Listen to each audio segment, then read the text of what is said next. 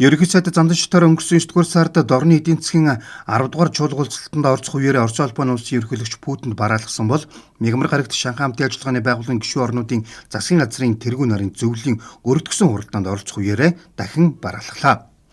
Уулзалтын эхэнд ерөнхий сайд Орос улбаны улстай уламжлалт сайн хөршийн найрсаг харилцаагаа улам бүр гүнзгийрүүлэн хөгжүүлэх нь Монгол улсын гадаад бодлогын тэргүүлэгт чиглэл болохыг дурдсан юм а. Монгол-Оросын иж бүрэн стратегийн түншлэлийн харилцаа хамтын ажиллагааг баяжуулан хөгжүүлэх, улс төрийн харилцан итгэлцсэн харилцааг улам бэхжүүлэхийн төлөө байгаагаа илэрхийллээ. Ерөнхийлөгч Путин хоёр улсын дээд өндөр түвшний уулзалтад харилцан айлчлал идэвхтэй өрнөж, Монгол-Оросын төрийн тэргүүнээр ярьж тохирсон зүйлс бодит ажил хэрэг болон хэрэгжиж байна гэж онцоллоо. Түүнчлэн Монгол улсын газар нутгаар дамжуулан Орос улбаны улсаас бүгд нариндах хятад ард улсад байгалийн хий нийлүүлэх хоолой барих төсөл, Монгол-Орос хятадын эдийн засгийн коридор байгуулах хөтөлбөр зэрэг томоохон төсөл хөтөлбөрийг хэрэгжүүлэхэд хоёр улсын засгийн газрын тэргүүнээр онцгойлон анхаарч нэгт хамтран ажиллана гэдэгт итгэлтэй байгаагаа илэрхийллээ. 2026 онд Монгол улс Орос улбаны улсын хооронд дипломат харилцаа тогтоосны 105 жилийн ойг тэмдэглэн өнгөрүүлэхээр хоёр тал харилцан тохиролцлоо.